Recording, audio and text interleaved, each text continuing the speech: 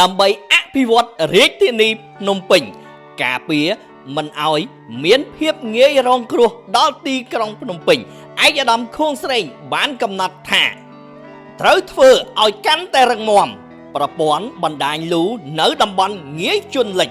ដោយប្រើប្រាស់ប្រព័ន្ធទប់ស្កាត់ទឹកភ្លៀង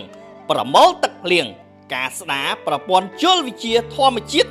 តំបន់បៃតងនិងវិធានការវិស្វកម្មនេះជាការលើកឡើងរបស់ឯកឧត្តមខួងស្រេងនៅក្នុងផែនការអភិវឌ្ឍទីក្រុងនិរន្តរភាពសម្រាប់រាជធានីភ្នំពេញឆ្នាំ2018-2030ស្ថានីយ៍បូមទឹកគីឡូម៉ែត្រលេខ9ស្ថិតនៅសង្កាត់ស្វាយប៉ាកខណ្ឌឫស្សីកែវបានចាប់ផ្ដើមកសាងឡើងក្រោមគំនិតផ្ដួចផ្ដើមរបស់ឯកឧត្តមខួងស្រេងអភិបាលរាជធានីភ្នំពេញដោយការដ្ឋាននេះសម្រេចបាន 90% ហើយស្ថានីយ៍បូមទឹកគីឡូម៉ែត្រលេខ9មានម៉ូទ័រទឹកចំនួន4អាចជួយរំដោះទឹកភ្លៀងមួយចំនួនក្នុងភូមិសាស្ត្រខណ្ឌឫស្សីកែវនិងតំបន់មួយចំនួនទៀតក្នុងរាជធានីភ្នំពេញក៏ប៉ុន្តែយើងខ្ញុំបដរ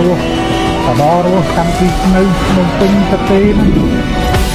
យើងត្រូវគ្រប់គ្រងប្រជាពលរដ្ឋយើងយុវជនយើងក្មេងៗយើងឲ្យចេះទទួលនៅបច្ចេកវិទ្យាថ្មីឲ្យកាន់តែច្រើនដើម្បីប្រទេសយើងដើរលឿន